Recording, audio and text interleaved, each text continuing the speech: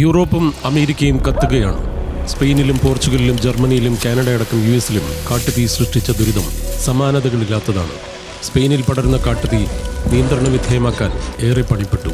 കാറ്റാണ് തടസ്സമായത്. പടിഞ്ഞാറൻ സ്പെയിനിൽ 21 വലിയ തീപിടുത്തങ്ങളുണ്ടായി. സൈന്യവും വാട്ടർ ബോംബിംഗ് വിമാനങ്ങളുടെ പിന്തുണയോടെ അഗ്നിശമന സേനാംഗങ്ങളും തീയണച്ചു.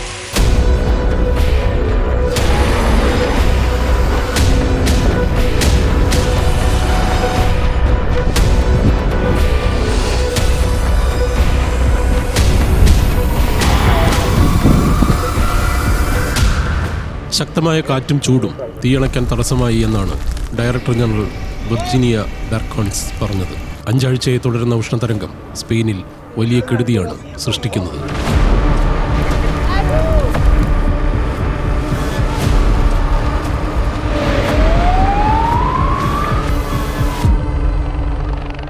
താപനില 40 ഡിഗ്രി സെൽഷ്യസിന് മുകളിലേക്ക് ഉയർന്നതും കാട്ടുതീയും ആരോഗ്യ പ്രശ്നങ്ങൾ ബാധിച്ച് ആശുപത്രിയിലാകുന്നവരുടെ എണ്ണം കൂട്ടി. 2 ആഴ്ചക്കിടെ 4 മരണം ചൂടുകൊണ്ട് മാത്രം സ്പെയിനിലുണ്ടായി.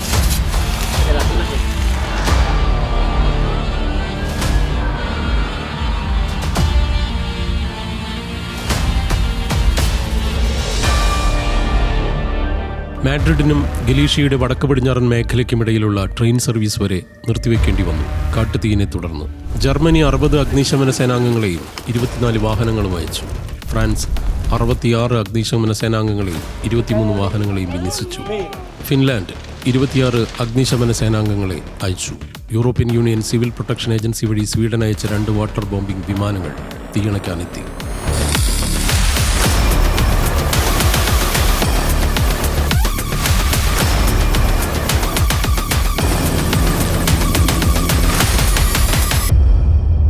European forest fire information system പ്രകാരം ഈ വർഷം സ്പെയിനിൽ ഏകദേശം 4 ലക്ഷം ഹെക്ടർ കത്തി നശിച്ചു എന്നാണ് കണക്ക്.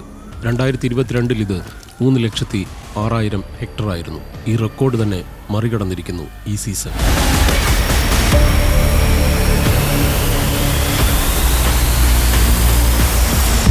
പോർച്ചുഗലിൽ തീയണയ്ക്കുന്നതിനിടെ ഒരാൾ അപകടത്തിൽ മരിച്ചു.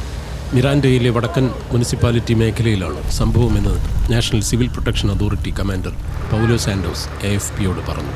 പോർച്ചുഗൽ മധ്യനഗരമായ സബൂഗലിൽ തീയണയ്ക്കുന്നതിനിടെ 15 പേർക്കാണ് പരിക്കേറ്റത്. ഒരാളുടെ നില ഗുരുതരമാണ്. ഏറ്റവും സങ്കീർണമായത് രാജ്യത്തിൻ്റെ നോർത്തേൺ പ്രവിശ്യയിൽ പടർന്നു പിടിച്ച തീയാണ്. 20ഓളം വാട്ടർ ബോംബിംഗ് വിമാനങ്ങൾ ഉപയോഗിച്ച് 2600-ലധികം അഗ്നിശമന സേനാംഗങ്ങളെ വെച്ച് തീയണയ്ക്കേണ്ടി വന്നു. പോർച്ചുഗലിൽ 2,61,000 ഹെക്ടറിലധികം കാട്ടുതീ മൂലം നശിച്ചു എന്നാണ് കണക്ക്. 2024 ഇത് 1,43,000 ഹെക്ടറായിരുന്നു.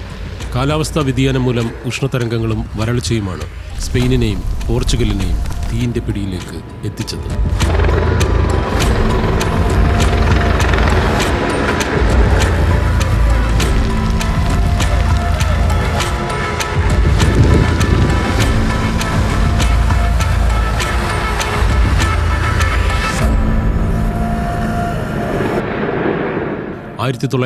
മുതലുള്ള ഡേറ്റ അനുസരിച്ച് കാനഡയിലെ 2ാമത്തെ ഏറ്റവും മോശം കാട്ടുതീ സീസൺ എന്നും പറയാം.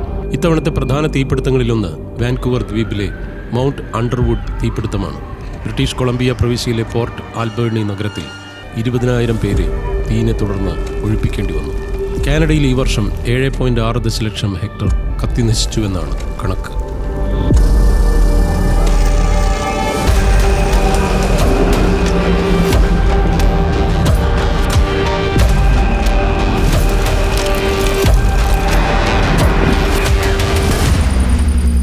ആയിരത്തി 1995 7.1 ദശലക്ഷം ഹെക്ടർ കാട്ടുതീയിനെ ഇത് മറികടന്നു. 17.3 ദശലക്ഷം ഹെക്ടർ പൂർണ്ണമായി കത്തിനശിച്ചുവെന്നാണ് ഈ മേഖലയിലെ കണക്ക്. ഇതിനർത്ഥം മറ്റൊന്നുമല്ല, യൂറോപ്പും അമേരിക്കയും ഇതുവരെ കാണാത്ത ചൂടിലാണ്, തീയിലും. ലോകത്തിൻ്റെ കാലാവസ്ഥ തന്നെ മാറുകയാണ്, അതിൻ്റെ ദുരിതങ്ങളും.